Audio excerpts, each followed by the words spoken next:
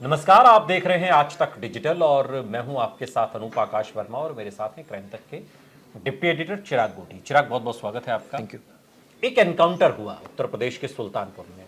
अब एनकाउंटर तो देश में अलग अलग हिस्सों में अलग अलग परिस्थितियों में होते ही रहते हैं। कई एनकाउंटर में मौत के घाट उतार दिया जाता है और कहीं घुटने के नीचे गोली मार के पकड़ने का एक जो तरीका है, पकड़ा भी जाता है, पकड़े भी जाते हैं। सुल्तानपुर में ज्वेलरी शॉप में जो लूट हुई थी तकरीबन 2-2.5 करोड़ की, उसके जो मुख्य आरोपी थे, उन आरोपियों में से एक आरोपी मंगेश यादव जो जौनपुर का रहने वाला था, उसे पुलिस ने, एसटीएफ ने एनकाउंटर में मार गिराया। अब ये बात तो यूं तो सामान्य लगती है कि भाई अलग अलग जगहों पर एनकाउंटर तो होते रहते हैं, लेकिन जब उत्तर प्रदेश के पूर्व मुख्यमंत्री अखिलेश यादव ने जाति देखकर एनकाउंटर करने की बात कही तो फिर कई सारे सवाल उठे। क्राइम तक पर चिराग में एक खबर पढ़ रहा था और उस खबर की आज ही वो खबर लगी है। उसकी हेडलाइन है कि 7 केस वाले मंगेश यादव का एनकाउंटर, मगर 36 केस वाला विपिन सिंह कैसे बच गया। ये बात दिमाग को हिला रही है। इस हेडिंग का मतलब क्या है? क्या ये हेडिंग अखिलेश यादव के उस बयान को हवा नहीं दे रही जिसमें वो कह रहे हैं कि उत्तर प्रदेश में जाति देखकर एनकाउंटर हो रहा है? देखिए, एक चीज मुझे आप ये बताइए कि जिसका एनकाउंटर हुआ, क्या वो अपराधी नहीं था? क्या उसके खिलाफ मुकदमे नहीं थे? पहली बात। दूसरी बात, क्या एनकाउंटर इस तरह से करना, अगर फेक कर रही है पुलिस, तो क्या वो जायज है? वो बिल्कुल नाजायज है। संविधान के अकॉर्डिंग ही काम होता है। और जहां तक बात है कि पुलिस का साफ साफ ये कहना होता है अनूप कि जब आरोपी हमारे ऊपर गोली चलाता है तो हम जवाब में गोली चलाते हैं, और इसलिए अगर वो मारा गया है तो वो उसको एनकाउंटर कहा जाता है। लेकिन कई बार विपक्ष आरोप लगाता है कि ऐसा तो होता ही नहीं है। आरोप ये भी लगते हैं कि जाति धर्म देखकर मार दिया जाता है और उसके बाद कहा जाता है। लेकिन इसके एक बैकड्रॉप में अगर एक चीज देखी जाए तो जिसकी मौत हुई है वो अपराधी है। ये बात तो हमें भूलनी नहीं चाहिए, कभी भी नहीं भूलनी चाहिए। और मुझे लगता है कि अपराध का सफाया तो होना ही चाहिए, लेकिन कानून के दायरे में। अब जहां ये बात हो रही है कि जाति धर्म देखकर, मैं आपको फैक्ट्स बताना चाहूंगा। 2 आरोपी इसमें पकड़े गए, एक विपिन पकड़ा गया और एक का एनकाउंटर हो गया। विपिन के ऊपर कुल 36 मामले हैं और ये मामलों में लूट भी है, डकैती भी है, चोरी भी है, हत्या के प्रयास भी है। और 8 जिलों में, यूपी के और गुजरात में ये केस रजिस्टर्ड है। एक दिन दिहाड़े लूट हुई थी सूरत में, उसमें भी उसका नाम था। और 7 आर्म्स एक्ट के मामले हैं। अब इसके उलट ये विपिन सिंह तो बच गया। हाँ। दूसरा है मंगेश, इसके ऊपर 8 मामले दर्ज है, चोरी और लूट से जुड़े हुए हैं। अब गैंगस्टर एक्ट की मैं बात कर लेता हूं, जो कि काफी संगीन अपराध माना जाता है उत्तर प्रदेश में। मंगेश पर एक गैंगस्टर का मामला दर्ज है गैंगस्टर एक्ट का, जबकि विपिन के खिलाफ सुल्तानपुर, अमेठी, रायबरेली में कई गैंगस्टर के केसेस दर्ज है। सवाल ये उठता है कि अगर कोई चोर है और वो पुलिस पर गोली चला रहा है और एक हत्या का आरोपी है और वो गोली नहीं चला रहा है, तो जो गोली चलाएगा वो मारा जाएगा। सिंपल सी बात है। पुलिस अपनी आत्मरक्षा में क्या करेगी? वो यही करेगी। लेकिन यहां शक क्यों पैदा होता है? यहां कॉन्डक्ट कोई एक चीज को लेकर, एक मिनट, इस केस को लेकर नहीं है। अगर ये केस की बात होती है तो फिर बात होती है बिकरू कांड की भी, फिर बात होती है दूसरे एनकाउंटर्स की भी, फिर वो भी बात हमें दिमाग में आती है जिसमें ये कहा था सीएम ने कि मिट्टी में मिला देंगे अपराधियों को। वो भी बात हमें याद आती है विपक्ष के तमाम आरोप कि उत्तर प्रदेश में तो फर्जी एनकाउंटर होने शुरू हो गए हैं। अपराधियों को जहां देखो बस लॉ, ये कहा जाता है कि भैया लॉ एंड ऑर्डर बना रहना चाहिए, अपराधियों को मारना है मार दो। ये कोर्ट कचहरी बहुत लंबा प्रोसेस होता है, इसमें पचड़े में पड़कर न्याय नहीं मिलता। दूसरी चीज एक और मैं इसमें बात ऐड करना चाह रहा हूं, जो मैं सीएम की भी बात कर रहा था और ये तमाम बातें। और इसके तरह हम कई ऐसी तस्वीरें भी देखते हैं, हमने आपने भी खबर बनाई होगी जिसमें अपराधी कहते हैं भाई हमें मारो नहीं, हाथ खड़े कर देते हैं, हम सरेंडर करने के लिए। अरे अभी तो एक को किसी को पकड़ के ले जा रहे हैं, मैं देख रहा था, खबर है यूपी की खबर है, मुझे एग्जैक्ट वो जगह का याद नहीं आ रहा कहाँ की है। वो कह रहे हैं कि मेरा एनकाउंटर कर देंगे, ये लोग ले जा रहे हैं, हाथ जोड़ के कह रहे हैं मेरा एनकाउंटर कर देंगे। है अपराधी ही है वो। मैं ये कह रहा हूँ कि ये, मुझे एक चीज बताइए, कोई ऐसी कोर्ट में या कोई ऐसी सुप्रीम कोर्ट ने क्या उत्तर प्रदेश सरकार पर या उत्तर प्रदेश पुलिस पर सवाल उठाए हैं और ये कहा है कि ये आपने एनकाउंटर फर्जी किया है? बताइए मुझे हाल फिलहाल में, जवाब दीजिए आप। लेकिन जवाब दीजिए। एनकाउंटर तो फर्जी होते भी है ना।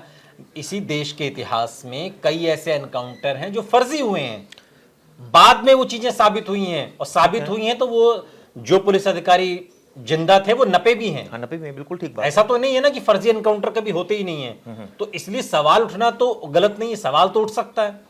वही सवाल अगर सियासतदान उठाते हैं, राजनेता उठाते हैं, तो वो सवाल गैर वाजिब कैसे हो जाता है? नहीं, गैर वाजिब नहीं मंगेश यादव जो जौनपुर का, मैं कोई मंगेश यादव की पैरवी नहीं कर रहा हूं, मंगेश यादव भी अपराधी था, विपिन सिंह भी अपराधी है, दोनों ही अपराधी हैं। लेकिन सवाल, चूंकि क्राइम तक भी एक खबर में तो देख रहा हूं कि विपिन सिंह जिसपे 35-36 केस हैं वो बच गया, जिसपे 7 मुकदमे उसका एनकाउंटर में। हालांकि आपने कहा कि भाई मान लीजिए उसने गोली पुलिस पे चलाई तो वो तो बट ऑब्वियस है ही, पुलिस अपने सेल्फ उसमें उस चीज को करेगी ही। मंगेश यादव का जौनपुर में जो घर है बहुत ही गरीब सा झोपड़ी है, माँ उसकी बेहोश है, चूंकि जब से ये खबर सुनी, और लोग वहां तमाम यूट्यूबर्स जा रहे हैं, मीडिया वहां जा रही है, दिखा रही है कि इतना बड़ा जिसने 2-2.5 करोड़ की लूट की, उससे पहले भी लूट करता रहा, तो लूट से उस आदमी अपना घर बनाता है, संपत्ति बनाता है, परिवार को सुख सुविधाएं और सारी चीजें मुहैया कराता है। यहाँ तो वो चीजें दिखाई नहीं दे रही। तो क्या ये कुछ गुत्थम गुत्थी, कुछ कहानी इतनी उलझी हुई है क्या कि एनकाउंटर से सारी चीजें खत्म कर दी गई? नहीं, बात ये है ना कि आप क्या चाहते हैं कि देश में अपराधियों का बोलबाला हो, अपराधी जहां चाहे गोली चला दें। हमने देखा किस तरह से उत्तर प्रदेश में हुआ, जब पीछे जो केस हमने काफ़ी उसको कवरेज भी बहुत सारे मिले, अतीक वाले जो मामला था उसमें शुरुआत में कैसे गोलियां चली थी, आपने देखा था वो? शुरुआत में क्या अतीक पर भी कैसे गोली चली, ये भी सबने देखा। बाद में सबने देखा अतीक पर भी गोली कैसे चली, ये भी तो बेटे सबने की भी देखा। मौत हुई, सबने देखा। और ये भी बात एक बिल्कुल फैक्ट है कि कौन जायज ठहरा रहा है कि अतीक अहमद हत्याकांड जायज है? कौन कह रहा है ये बात? कोई नहीं कह रहा ना। तो अतीक अहमद का, ये भी तो पुलिस का फेलियर है, सरकार का फेलियर है, प्रशासन का फेलियर है। आप अपराधी के साथ खड़े गोली हैं, मार दे आप रहा है। अपराधी के साथ खड़े अपराधी रहेंगे। के साथ नहीं खड़ा हूं मैं, ये कह रहा हूं कि हमारे न्याय विधान में हर सभी के लिए कानून सम्मत व्यवस्था है। कोई अपराधी है उसके लिए भी कानून सम्मत व्यवस्था है, और लेकिन जो सवाल ये है प्रशासन ना, है उसके लिए भी कानून सम्मत व्यवस्था आप मेरी है। बात बताइए, प्रैक्टिकल अपना कानून कोई चलाने लगे, मैं ये नहीं कह रहा अपराधियों में डर करने के लिए, तो मैं, ये क्या जस्टिफाई होगा? हम क्या ऐसी सोसाइटी अब बना आप रहे हैं? समझे नहीं, ये बात आपको भी पता है और मुझे भी पता है कि हम इसकी वकालत नहीं करते क्योंकि ये कानून सम्मत नहीं है, पहली बात। लेकिन पहले वो चीज़ प्रूव हो जाए कि वो ऐसा हुआ है। दूसरी बात, आप जो कह रहे हैं इसके पीछे कड़वा सच ये भी है कि हमारी जो न्याय प्रणाली है और जो न्याय व्यवस्था है, वहाँ केसेस लंबे खिंचते हैं, वहाँ अपराधी को बेल मिल जाती है, वहाँ वो विटनेसेस को धमकाता है, वहाँ उसका इतना दबदबा होता है, पैसे का, पावर का, पॉलिटिकल संरक्षण उसको, कि उसका कुछ नहीं बिगड़ता है। तो जब ये सब चीजें सबको पता है और नेताओं को पता है, ये तो एक मिनट, कोई कानून नहीं हो ना, ये पकड़े गोली मार दी, पकड़े ऐसे सफाई होगी? तो वैसे भी तो नहीं हो पा रही ना सफाई। मैं ये नहीं कह रहा, मैं इसका पक्षधर नहीं हूं, लेकिन ये विपक्ष के तमाम आरोप है, मैं उनकी बात आगे रख रहा हूं। हम तो यही ऑब्वियसली चाहते हैं कि भाई कानून सम्मत तरीके से हो सारी चीजें, लेकिन सिस्टम में लिकुना है, इसीलिए शायद सरकार ये एक रास्ता अख्तियार कर रही है। बिकरू कांड में हमने देखा, हमने अतीक वाले मामले में सवाल उठे जब चिराग, ऐसे तो उमेश न्यायालय पाल का हत्याकांड हुआ, ऐसे तो न्यायालय का फिर क्या प्रासंगिकता असद की जब बची? मौत हुई तब भी सवाल, न्यायालय की क्या प्रासंगिकता बची अगर सारे मुकदमे बाहरी सॉल्व होने लगेंगे? देखिए, मैं आपको एक हार्ड फैक्ट और बता दूं, बहुत से ऐसे लोग हैं और बहुत पुलिस महकमे में भी और सरकार में भी बहुत ऐसे लोग हैं जो दबी जबान से स्वीकार करते हैं कि बहुत बढ़िया हो रहा है, बहुत बढ़िया हो रहा है, कि अपराधियों का सफाया हो रहा है, कि यहाँ जब अपराधियों का सफाया होगा तो बिजनेस बढ़ेगा, अपने एक राज्य की इकोनॉमी बढ़ती है उससे, क्योंकि लोगों को डर नहीं होगा। लेकिन होना ये चाहिए कि भाई अपराधी को पकड़ के उसको जल्द से जल्द सजा दिलवा के उसको ऐसी व्यवस्था होनी चाहिए कि उसको 1% बेल ना मिले, उसको अदालत उसको जल्द से जल्द सजा मिले, और सजा भी ऐसी मिले कि वो मैं तो जेल में बैठ के फोन का इस्तेमाल ना कर रहा हो। तो सोशल मीडिया पर ही पढ़ रहा था और तमाम जो लोग सब क्वेश्चन कर रहे हैं कि सफाया करना था तो फिर एक का क्यों? बहुतों क्यों है? नहीं, इस केस की बात हो रही है जो सुल्तानपुर में सफाया करना था तो एक का ही क्यों, और समर्पण कराना था तो सबका क्यों नहीं कराया गया? देखिए वाजिब तो मतलब कुछ तो सवाल है ना इसमें, और फिर यही सवाल अपोजिशन उठा रहा है सरकार से। आपको क्या लगता है, सरकार को पता नहीं है कि जब वो इस तरह का काम फॉर एग्जाम्पल अगर कर रही है तो उसके ऊपर सवाल नहीं उठेंगे, लेकिन उसके बावजूद हो रहा है, तो कौन करवा रहा है? अब उसके बावजूद तो बुलडोजर भी चल रहा है, जिसमें सुप्रीम कोर्ट कह रही है कि देखिए सरकार की तो सरकार की तो मनमानी कह लो, सरकार के कामकाज का तरीका कह लो, जो भी कह लीजिए, बुलडोजर पर तो सुप्रीम कोर्ट ने भी कहा अपराधी हो तब भी उसका घर नहीं टूटना चाहिए। ठीक है, लेकिन सवाल, लेकिन टूट रहा है ना घर। लेकिन उन्होंने ये तो नहीं कहा ना कि अपराधी है तो वो उसका अपराध का सफाया नहीं होना चाहिए, ये तो नहीं कहा सुप्रीम कोर्ट ने।